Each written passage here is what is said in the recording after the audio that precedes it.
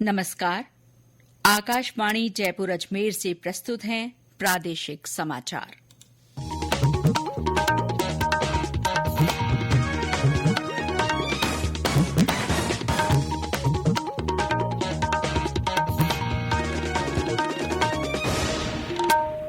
मुख्य समाचार। देश भर में आज से बाल विवाह मुक्त भारत राष्ट्रीय अभियान शुरू। प्रदेश के जिलों में भी जागरूकता कार्यक्रम। रेलवे ने हाई स्पीड ट्रेन्स की डिजाइनिंग और निर्माण का काम शुरू किया। एसओजी ने डमी कैंडिडेट के जरिए परीक्षा पास करने के मामले में आज 4 लोगों को गिरफ्तार किया। और केंद्रीय जनजातीय कार्य मंत्रालय के ट्राइफेड की ओर से जयपुर में 29 नवंबर से आदि महोत्सव आयोजित किया जाएगा।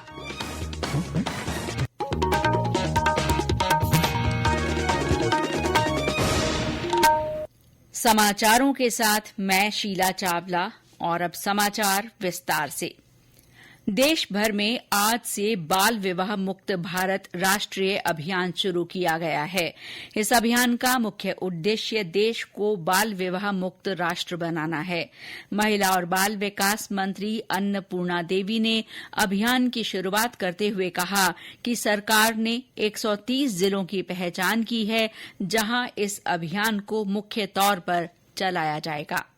समाज के अंदर ये जो बुराई है, इसे दूर करने के लिए आज इस सभागार में हम सभी उपस्थित हैं और हम सबका एक लक्ष्य है बाल विवाह मुक्त भारत के लिए। तो इस लक्ष्य को हासिल करना हम सबकी जिम्मेवारी, जवाबदेही है। तो इसके लिए ये महज एक कार्यक्रम बन के न रह जाए, बल्कि इस कार्यक्रम को जन जन तक पहुँचाने का जिम्मा भी हम सब पर है।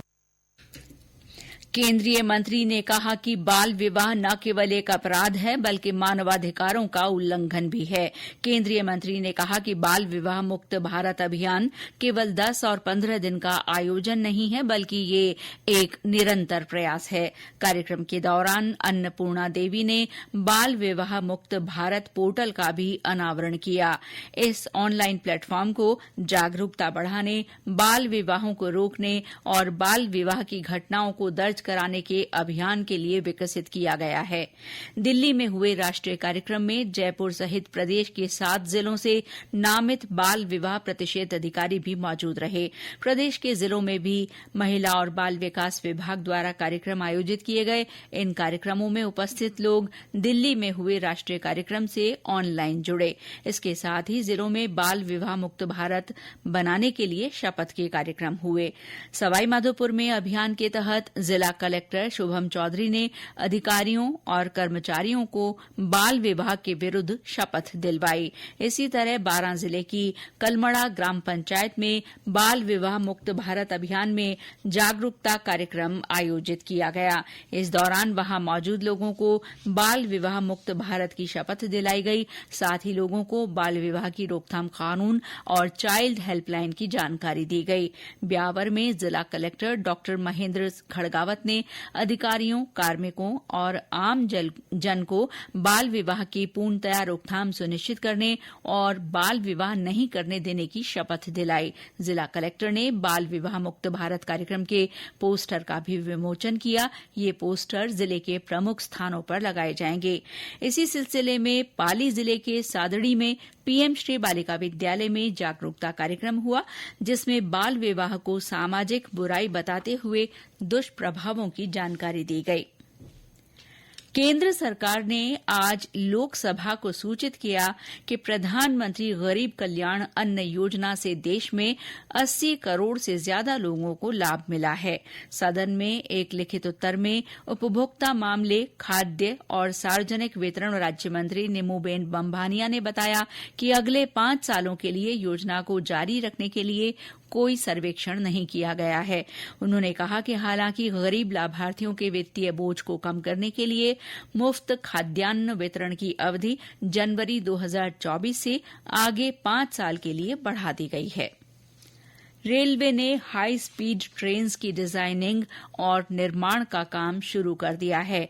आज लोकसभा में एक प्रश्न के लिखित जवाब में रेल मंत्री अश्विनी वैष्णव ने बताया कि इंटीग्रल कोच फैक्ट्री भारत अर्थ मूवर्स लिमिटेड के साथ मिलकर हाई स्पीड ट्रेन सेट की डिजाइनिंग और निर्माण कर रही है। इस ट्रेन की स्पीड 280 किलोमीटर प्रति घंटा होगी। इसकी निर्माण लागत लगभग 28 करोड़ रुपए प्रति कोच है। एक अन्य प्रश्न के उत्तर में रेल मंत्री ने बताया कि वंदे भारत एक्सप्रेस ट्रेन की गति को कम करने का कोई प्रस्ताव नहीं है।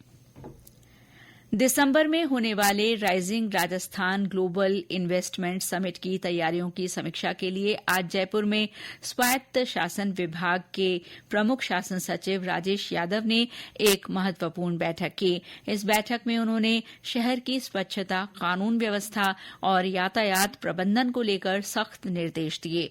उन्होंने अधिकारियों को सभी तैयारियों को शीघ्रता से पूरी करने पर जोर दिया। उन्होंने कहा कि लापरवाही बरतने वाले अधिकारियों और कर्मचारियों के खिलाफ सख्त कार्रवाई की जाएगी। ये समाचार आकाशवाणी जयपुर अजमेर से प्रसारित किए जा रहे हैं।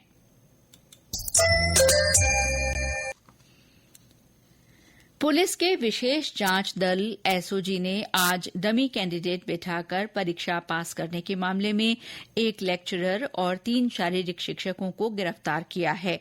इन चारों के खिलाफ एसओजी को व्हाट्सएप हेल्पलाइन नंबर पर शिकायतें मिली थीं। एसओजी ने इन पर नजर रखते हुए इनके दस्तावेजों की जांच की। जांच में फर्जी तरीके से पीटीआई बनने वाले 3 आरोपियों की बैचलर ऑफ फिजिकल एजुकेशन की डिग्री भी फर्जी निकली। इसके बाद बाड़मेर और सांचौर की अलग अलग लोकेशन से इन चारों को गिरफ्तार कर कोर्ट में पेश किया गया, जहां से उन्हें 7 दिन के रिमांड पर लिया गया है। एसओजी के अतिरिक्त पुलिस महानिदेशक वीके सिंह ने बताया कि ये कार्रवाई राजस्थान लोक सेवा आयोग की वरिष्ठ अध्यापक माध्यमिक शिक्षा ग्रेड 2 2022 भर्ती परीक्षा और राजस्थान कर्मचारी चयन बोर्ड की शारीरिक शिक्षक सीधी भर्ती परीक्षा 2022 के मामले में की गई है।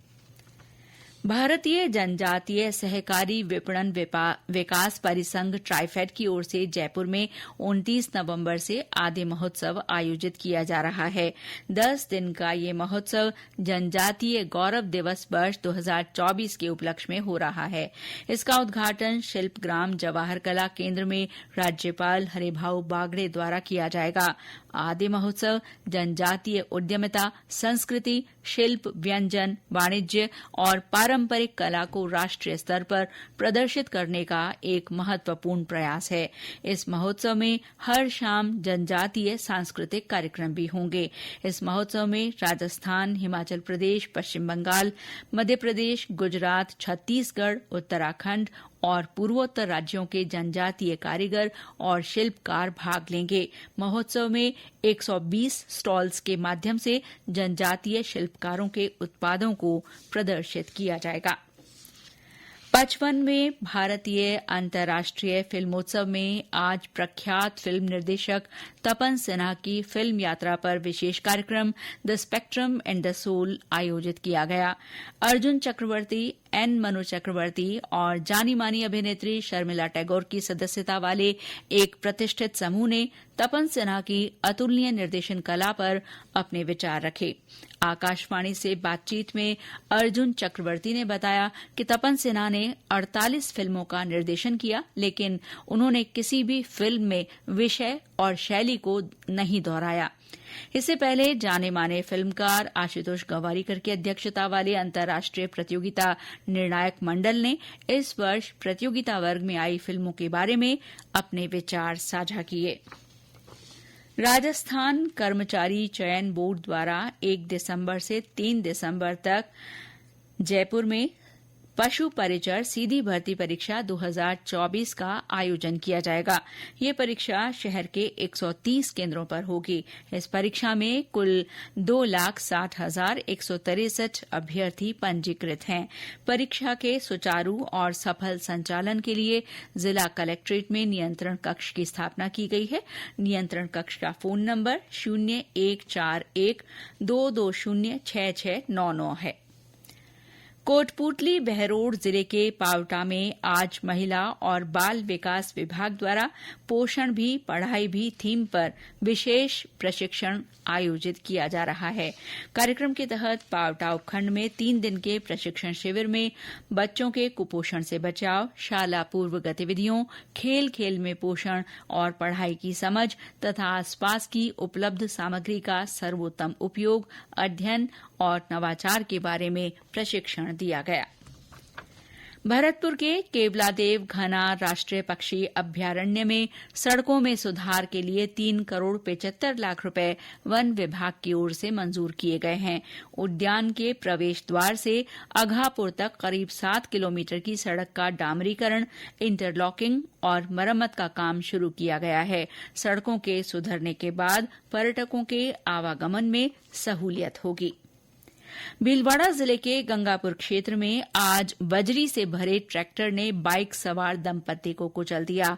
हादसे में पति की मौके पर ही मौत हो गई। सूचना मिलते ही गंगापुर थाना प्रभारी मौके पर पहुंचे और आक्रोशित लोगों को समझाकर मामला शांत कराया।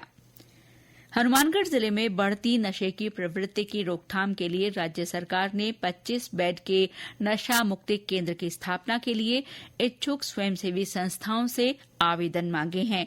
सामाजिक न्याय और अधिकारिता विभाग के उपनिदेशक सुरेंद्र कुमार पूनिया ने बताया कि ये नशा मुक्ति केंद्र हनुमानगढ़ जिले सहित 9 अन्य जिलों में भी स्थापित किए जाएंगे।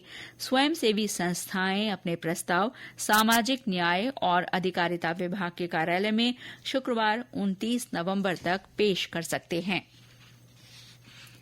जयपुर में आज रसद विभाग के प्रवर्तन जांच दल ने सांगानेर में बड़ी कार्रवाई करते हुए रसोई गैस सिलेंडर के अवैध भंडारण और अवैध रीफिलिंग का पर्दाफाश किया है।